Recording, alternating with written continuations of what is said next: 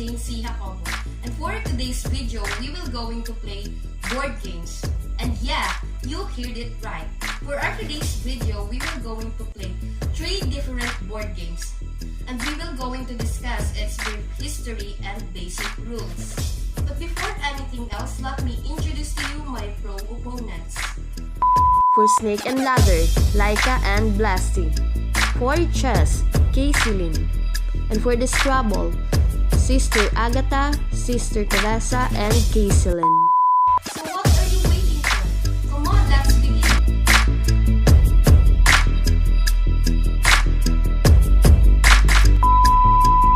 The first game is chess.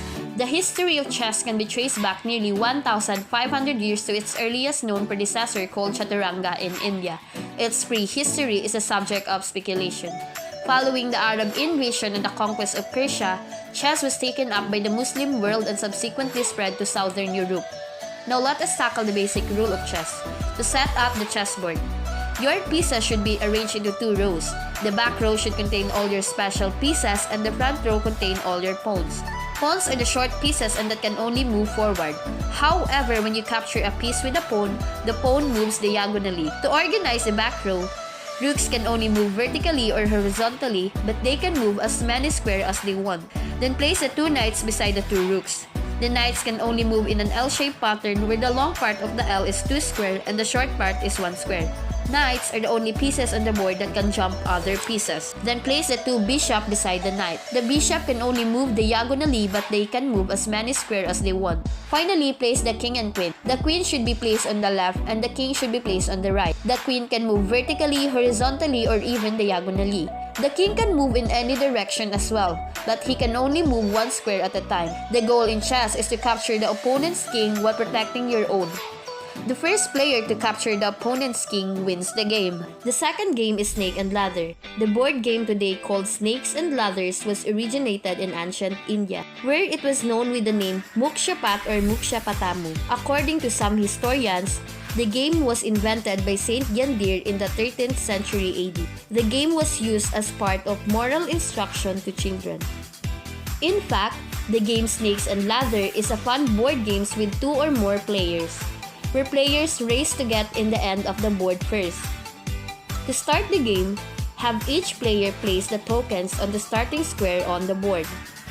Then everyone rolls the dice, and the player with the highest rolls plays first. On your turn, roll the dice and move that number's bases. If you laid on the bottom of the ladder, climb up the ladder to the stairs at the top. And if you laid on the head of the snake, slide down to the snake to the space at the tail. The place continues clockwise.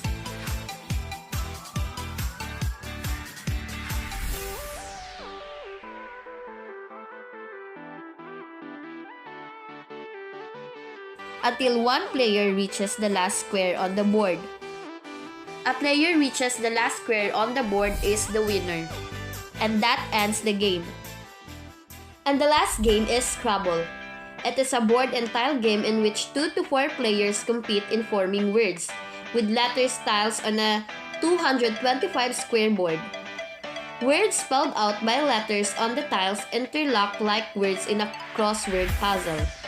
The game, which was based on the crossword puzzle and anagrams. It was developed by Alfred M. Butts, an architect, in 1931. It was redesigned, renamed as Scrabble, and marketed by James Brunot in 1948. It was first sold in Great Britain in 1954. In this game, players draw 7 tiles from a pool at the start and replenish their supply after each turn. Tiles in the pool and those of other players are kept secret so that a player can see only those tiles on the board and his own. A player may forfeit his turn and change any or all of his tiles for those in the pool. There are 100 letter tiles, each imprinted with a point value for different letters, approximately corresponding to the frequency of occurrence of the letter in English words. Words are scored by adding up the point values of their letters. It is multiplied by any of 61 premium squares that may be covered, such as double letter, triple letter, double word, and triple word. while the scoring of the game advances is possible both horizontally and vertically, with higher score registered by forming two or more interlocking words at the same time. At the end of the game, when one player has no tiles or the board is deadlocked, the total of unused letters left to the players are totaled and deducted from their scores.